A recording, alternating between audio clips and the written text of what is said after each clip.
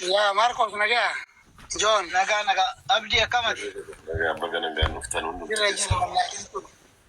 يا جرى لكن يا ما تبدو يه Ittifu fi irra ganama sandee ganamaan lakki oduu gaarii jira. Akkas oduu gaarii akkas akkasiin gaarii jirtani. Namatti tolu kana barbaanna. Waraanni kasuutuma suuta hiikkataa kan waraana rakkinan qabu. Amma warri gubbaarra jiran yoo araara buusani kan waraana rakkinan qabu isa suutuma suutaani gara mana mareetiin deemsifama achumaaf. Amma mubaarakiin wanti nuti mubaarakiin gaafannu waliigaltee mana hidhaarraa ijoollee baasuudhaatti wallabnee jirra ammoo.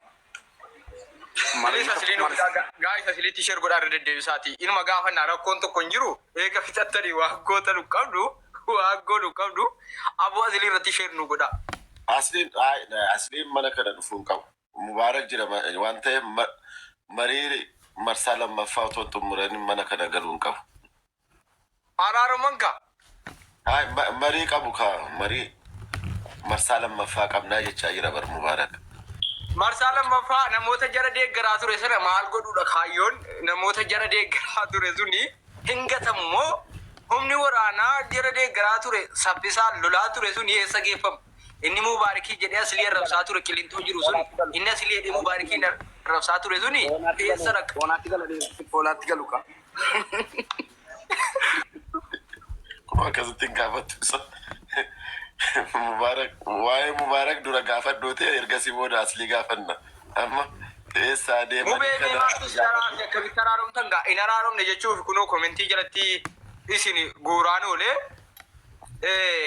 maaltu sin araarse ofumaaf araaromtan moo jaazummaa wayii teessan moo waan nuti hin argine miidiyaa irratti gaa rippilay walii godhaa jirtu waliin dubbattaniittu rippilay walii gootanii waliin dubbataa turtanii maaltu akka sin araaromtan isin godhe mee. Kofarratti. Sin araaromtan isin godhe mee. Kofarratti. Nageenya buusuu irratti walii mallatteessine si gale lola dhaabuu irratti walii mallatteessine ustaazota guguddaa maqaa jalaa waamuu hin dandeenyetu dubbicha qabanii jiru. Yeroo dhumate dubbachuu wayyu amma nageenya buusuu. Jaarsummaan keessan qabamee jira.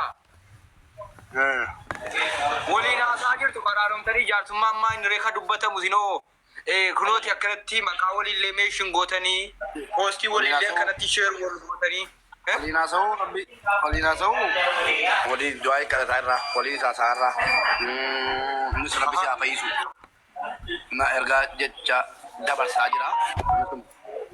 Si gale. Innillee haqa kee badee faa rabbisiifa baasu jedhee yeroo inni si eebbisee poostii si godhatu jira. Kun hundinuu maalirraan ta'e qoy. Maal jette? Amma guutummaan guututti kana jedhee dubbachuu hin danda'u garuu maanguddootu gidduu keenya jira. Maanguddoonni gidduu keenya jiran yeroo jedhe xumuranii kaaniyyi asbaanii dubbanna garuu marii guutummaan guututti waraana dhaabuu irratti walii galleera. Waraana dhaabneera. Garuu amma kanaa waraanaa wajjin immoo marii godhannis anis ammas immoo waan tokko irratti wallamneera. Namoota bilookii keessa mana hidhaa keessa jiranu ani hin baasu irratti walii galee hidhaarra. Warri bilookii fi waraanni suni dhiifaman qabu jechuudha. Dhiifaman qaban na bira. Siloo gaafa jarri waraana keessan taanu waraana godhatanii deeggaraa turtanii har'a kamitti dhiifaman qabanuu jettu achiis dhiifaman qabu jedhan rakkoon ta'u. Inni dhiifamaa godheeraa jedhee waraanaaf hangaruu dhiifaman godhe. Waraanni amata hedduun irratti babba'ee hin baanu jirre. Hidhaarraan baanu yoo maqaama. Waraanni asilii jalaa biloo kame sobdee akkana nu gootee jedhee sitti hin deebi'u reegana. Eenyutti anatti moo? Waraanni kee duraan eegaa sobdee asilii Raappaara ta'uu barbaaddaa galgala qabneetiin.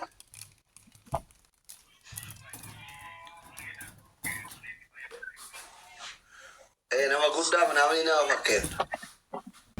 Doktorri kun dhugaa rabbii dubbachuudhaan an doktorummaa isaa itti nama nu bara. Hi guys, why Dr. Asli arkitanii? Dr. Asli miliyoona 3 fudhachuu deema way good. Bakka guys nurraa haa fudhatu laayikii godhaafi deemaati. Doktorri kun dhugaa rabbii dubbachuudhaan an doktorummaa isaa itti nama nu bara.